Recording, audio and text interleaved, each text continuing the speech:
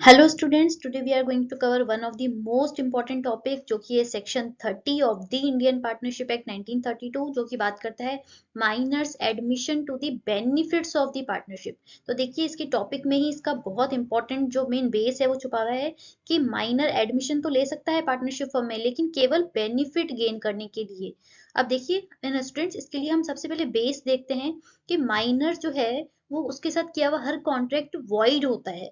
ठीक है, अब जब मेन इसका कॉन्ट्रैक्ट जब कर ही नहीं सकते माइनर के साथ, तो वो पार्टनरशिप फॉर्म में एंटर कैसे कर सकता है, वो हम इस सेक्शन 30 के थ्रू एक एक चीज डिटेल में कवर करने वाले हैं। तो स्टार्ट करते हैं। अब देखिए, minor can not be bound by a contract, यानी कोई भी कॉन्ट्रैक्ट माइनर को बाउंड नहीं कर सकता है because a minor's contract is void, यानी हर कॉन्ट्रैक्ट जो माइनर के साथ किया हुआ होता है उसका कोई रेलिवेंस ही नहीं है, वो एग्जिस्ट ही नहीं करता है, वो वॉइड कहलाता है। Therefore a minor can not become, इसीलिए देखिए सबसे इंपॉर्टेंट चीज है, इसलिए माइनर जो है वो पार्टनर नहीं बन सकता एक पार्टनरशिप फर्म में, क्योंकि पार्टनरशिप फर्म आपस में ही एक कॉन्ट्रैक्ट की तरह होता है।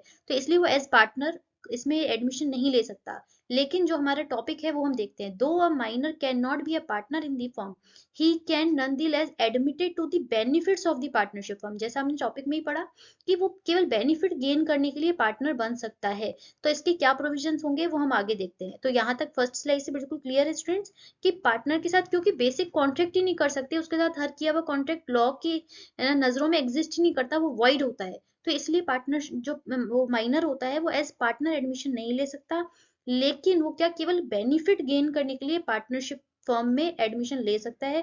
लेकिन इसके प्रोविजंस क्या हैं, इसके रूल्स क्या हैं, हम देखते हैं। अब नेक्स्ट देखिए स्टूडेंट्स, उस माइनर पार्टनर के पास क्या क्या राइट्स हैं पार्टनरशिप फर्म में। अब देखिए इसको हम एग्जांपल से समझते हैं। सबसे पहले तो एक बेसिक एग्जांपल तैयार कीजिए। ए और बी जो है वो पार्टनरशिप फर्म ऑलरेडी रन कर रहे हैं, यानी ए बी नाम की पार्टनरशिप फर्म ऑलरेडी एग्जिस्ट करती है जिसमें दो पार्टनर्स हैं, ए और बी। ठीक है, अब इसमें एक सी नाम का पार्टनर एडमिशन लेना चाह रहा है, तो सी माइनर है, सी इज अ माइनर, और उसको पार्टनरशिप में 1/3 शेयर के लिए ए और बी यहाँ पे एडमिशन देना चाह रहे हैं। सी इज अ पार्टनर। अब ध्यान से समझिएगा, ए बी नाम की पार्टनरशिप फर्म ऑलरेडी एग्जिस्ट कर रही है जो कि काम कर रही है। अब ये दोनों पार्टनर्स आपस में म्यूचुअली कंसेंट से सी नाम के पार्टनर को एडमिशन देना चाह रहे हैं जो कि एक माइनर है। अब देखिए समझिए, अब इस सी के पास क्या क्या राइट्स होंगे, अब हम समझते हैं इसको। अब सी नाम की यानी अब माइनर, यानी हमारे केस में C partner has a right to his agreed share. अभी हमने बात किया 1/3 शेयर के लिए उसको एडमिशन दिया गया है, तो उसको ये शेयर लेने के लिए राइट है, agreed share of profit end of the firm, यानी जो भी इसके साथ एग्रीमेंट हुआ है एग्जिस्टिंग पार्टनर्स के साथ, तो ये 1/3 शेयर लेने के लिए इसके पास राइट है। दूसरा राइट क्या है मिस्टर सी के पास, ही कैन हैव एक्सेस, तीनों ध्यान से समझिएगा स्टूडेंट्स, एक्सेस, इंस्पेक्शन का एंड कॉपी, किस चीज की, एक्सेस इंस्पेक्शन कॉपी किस चीज की, of the accounts of the firm. अब देखिएगा, एक्सेस भी कर सकता है वो बुक्स ऑफ अकाउंट्स को फर्म की, इंस्पेक्ट यानी चेक भी कर सकता है, जाके देख भी सकता है, और उसकी कॉपी भी ले सकता है अकाउंट्स की। तो ये तीन और राइट है, यानी पहला राइट तो हो गया एग्रीड शेयर ऑफ प्रॉफिट। दूसरा राइट उसके पास आ जाएगा AIC, यानी access inspect and copy of the accounts of the firm. तीसरा राइट है मिस्टर सी के पास, he can sue the partners for the accounts, यानी अगर एग्जिस्टिंग पार्टनर मिस्टर ए और मिस्टर बी उसको मिस्टर सी को जो माइनर है उसको वो बुक्स ऑफ अकाउंट्स एक्सेस करने नहीं दे रहे हैं, या फिर उसको उसका जो शेयर 1/3 शेयर डिसाइड हुआ था, म्यूचुअली डिसाइड हुआ था, वो उसको नहीं दे रहे हैं, तो वो सू यानी केस कर सकता है पार्टनरशिप फर्म ए और बी के ऊपर।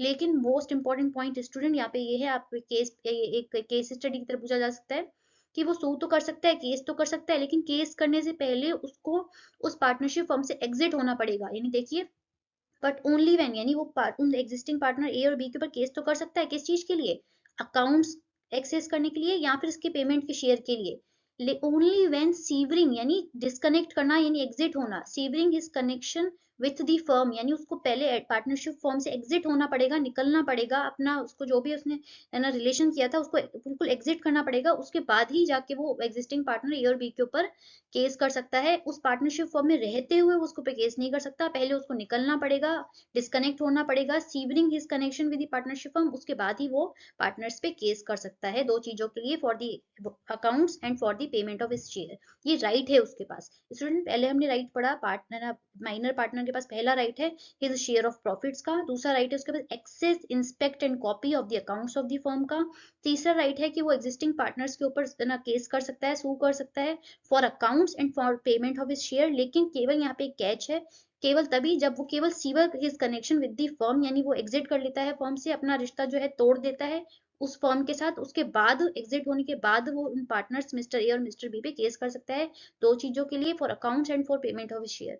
अब देखिए लास्ट राइट क्या है, ऑन अटेनिंग, माइनर के पास लास्ट राइट है, जैसे ही वो मेजर हो जाता है यानी 18 ईयर्स और उससे ज्यादा का हो जाता है, ही मे विद इन 6 मंथ, यानी 18 साल का होने के 6 महीने के अंदर इलेक्ट यानी चूज कर सकता है टू बिकम अ पार्टनर और नॉट टू बिकम पार्टनर। अब देखिए फॉर एग्जाम्पल वो अगस्त में 18 साल का हो गया, तो अगस्त के बाद सितंबर, अक्टूबर, नवंबर, दिसंबर, जनवरी, फरवरी, यानी फरवरी मंथ के एंड तक वो ये चूज कर सकता है कि वो मेजर होने के बाद भी इस पार्टनरशिप फर्म जो ए बी नाम की पार्टनरशिप फर्म है उसमें ये पार्टनर बना रहना चाहता है कि नहीं चाहता है। तो ये राइट है इसके पास ये चूज करने का, आफ्टर अटेनिंग दी मेजोरिटी वो इस पार्टनरशिप फर्म में कंटिन्यू करना चाहता है इस पार्टनर की नहीं। तो उसके पास मेजोरिटी अटेन करने के बाद के 6 महीने हैं, तब तक वो डिसाइड कर सकता है। लेकिन इसमें इसमें भी बहुत डिटेल्स हैं स्टूडेंट्स, हम आगे वाली स्लाइड में कवर कर रहे हैं। अब देखिए स्टूडेंट्स, मिस्टर सी नाम का जो माइनर था हमारे केस में, on the attaining majority he has to elect within 6 months whether he want to become a partner or not to become a partner, यानी मेजर बनने के बाद क्या वो इस ए बी नाम की पार्टनरशिप फर्म में पार्टनर बने रहना चाहता है कि नहीं चाहता है। तो पहला केस तो हम देखते हैं कि ही इलेक्ट्स यानी वो चूज करता है कि हाँ वो पार्टनर बने रहना चाहता है इस फर्म में। तो राइट क्या होगा इसके पास, क्योंकि हम राइट्स पढ़ रहे हैं, तो if he choose to become a partner और remain a partner in the existing partnership firm after attaining the majority, तो उसका राइट ये होगा, mister C will be entitle, जो माइनर है वो मेजर होने के बाद एंटाइटल होगा to the share to which he was entitle as a minor, यानी माइनर होने के टाइम पर वो जिस शेयर के लिए एंटाइटल था, मेजर होने के बाद भी वो उतने ही शेयर के लिए एंटाइटल होगा। तो हमारे एग्जाम्पल में 1/3 था उसका शेयर, तो एज माइनर मिस्टर सी का जो शेयर था वो 1/3 था पार्टनरशिप फर्म में, तो मेजर बनने के पास भी उसका राइट है कि वो 1/3 शेयर के लिए पार्टनर बने रह सकता है अगर वो चूज करता है after the majority to become to remain the partner in the AB partnership firm.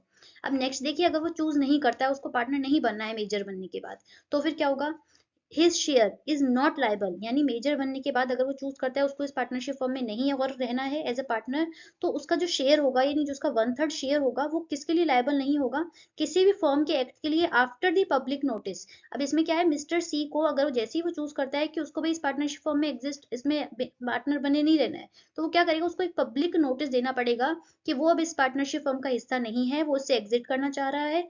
और जैसे ही वो पब्लिक नोटिस देगा, पब्लिक नोटिस देने के बाद से उसका जो 1/3 शेयर होगा वो पार्टनरशिप फर्म के किसी भी एक्ट के लिए लायबल नहीं होगा। तो इसमें मेन पॉइंट है कि उसको मिस्टर सी को ये डिसाइड करने के बाद कि वो पार्टनर नहीं बने रहना चाहता है, उसको एक पब्लिक नोटिस देना जरूरी है। और जैसे ही वो पब्लिक नोटिस दे देगा, उसका जो शेयर था 1/3 जो शेयर था वो किसी भी उसके पार्टनरशिप फर्म के एक्ट के लिए लायबल नहीं होगा after the date of the public notice. अब नेक्स्ट देखिए स्टूडेंट्स, लाइबिलिटीज क्या रहेंगी माइनर की। अभी तक हमने पढ़ा कि उस माइनर के राइट क्या क्या हैं, अब देखते हैं इसकी लाइबिलिटीज क्या है। तो सबसे पहली चीज तो ये है, माइनर कभी भी पर्सनली लायबल नहीं होता है फर्म के डेट्स के लिए इनकर्ड ड्यूरिंग हिज माइनॉरिटी, यानी जब तक वो माइनर है तब तक वो किसी भी फर्म के डेट के लिए लाइबिलिटीज के लिए पर्सनली लायबल नहीं होगा। स्टूडेंट्स अब देखिए, हमने पार्टनरशिप फर्म के बिल्कुल बेसिक में पढ़ा था कि पार्टनरशिप फर्म में पार्टनर्स की लाइबिलिटी अनलिमिटेड होती है, यानी अगर फर्म के पास इतने असेट्स नहीं है कि वो अपनी लाइबिलिटीज को पे ऑफ करे, तो in that case partners will be personally liable to pay off the debts of and liabilities of the firm। लेकिन जैसा माइनर पार्टनर के लिए एप्लीकेबल नहीं है, माइनर कभी भी पर्सनली लायबल नहीं होता। अगर पर्सनली लायबल नहीं होगा तो क्या एक्सटेंट होगा उसकी लाइबिलिटी का, तो ये देखते हैं पॉइंट नंबर फर्स्ट में, the liability of the minor is confined, यानी लिमिटेड है, माइनर की लाइबिलिटी कहाँ तक लिमिटेड है, only to the extent of his share in the profits and property of the firm. जैसे हमारे एग्जांपल में हमने पढ़ा था 1/3 शेयर था माइनर का, तो उसकी जो लाइबिलिटी होगी माइनर की वो 1/3 शेयर तक ही लिमिटेड होगी, वो कभी भी पर्सनली लायबल नहीं होगा फर्म की लाइबिलिटीज या फर्म के डेट्स के लिए, ये चीज आपको समझनी रहेगी। अब देखिए इसमें थर्ड पॉइंट है, minor can not be declared installment, यानी माइनर कभी भी इंस्टॉलमेंट डिक्लेयर नहीं हो सकता। अब इंस्टॉलमेंट क्या होता है स्टूडेंट्स, कि जैसे कोई भी पर्सन अपनी लाइबिलिटीज अपने डेट्स पे ऑफ नहीं कर पा रहा है, उसके पास इतने असेट्स ही नहीं है, तो वो दिवालिया यानी इंस्टॉलमेंट डिक्लेयर हो जाता है। लेकिन ये माइनर कभी भी इंस्टॉलमेंट डिक्लेयर नहीं हो सकता, लेकिन फर्म तो हो सकती है। और व्हाट इफ अगर वो फर्म पार्टनरशिप फर्म जिसमें वो माइनर पार्टनर है वो फर्म ही इंस्टॉलमेंट डिक्लेयर होगी, इंस्टॉलमेंट मतलब फर्म की लाइबिलिटीज तो है ज्यादा लेकिन उसके असेट्स हैं कम, तो उस केस में क्या होगा, तो इन दैट केस जो माइनर का शेयर होगा, जैसे हमारे एग्जाम्पल में 1/3 शेयर है, वो चला जाएगा ऑफिशियल रिसीवर के पास, which means minor can recover his share in the firm on the proportionate basis from the official receiver. अब इसका मतलब क्या हुआ स्टूडेंट्स, कि for example in partnership firm के जो लाइबिलिटीज थी वो तो थी 50 लाख, लेकिन जो फर्म के असेट्स हैं वो तो हैं 20 लाख, तो इस केस में क्या होगा, इसकी लाइबिलिटीज हैं ज्यादा, लाइबिलिटीज हैं ज्यादा और इसके असेट्स हैं कम, तो क्या होगा, जो माइनर का 1/3 शेयर होगा, 1/3 शेयर जुड़ जाएगा इस फर्म की लाइबिलिटीज के साथ। अब माइनर भी क्रेडिटर्स की लिस्ट में आके खड़ा हो जाएगा और वो अपना जो 1/3 शेयर का जितना भी अमाउंट है, जितना भी प्रॉफिट है, वो प्रोपोर्शनेट बेसिस पे फर्म की असेट जो 20 लाख है उसमें से वो रिकवर कर सकता है। इस थर्ड वाले पैराग्राफ का मतलब ये है कि माइनर भी होगा वो क्रेडिटर्स की लिस्ट में आ जाएगा और वो प्रोपोर्शनेट बेसिस पे जो फर्म के असेट्स हैं 20 लाख, उसमें से अपना 1/3 शेयर है वो उसको रिकवर कर सकता है। तो ये इसका मतलब है। अब देखिए स्टूडेंट्स, हमने पिछली स्लाइड में पढ़ा था कि माइनर जैसे ही मेजर हो जाता है तो उसको with in 6 month of attaining the majority उसको पब्लिक नोटिस देना रहता है कि वो उसमें है ना बने रहना चाहता है इस पार्टनर की नहीं बने रहना चाहता है। अब देखिए, अब ये 6 महीने कहाँ से देखे जाएंगे, उसके लिए ये मोस्ट इंपॉर्टेंट पॉइंट है, चार्ट है, देखिएगा सब।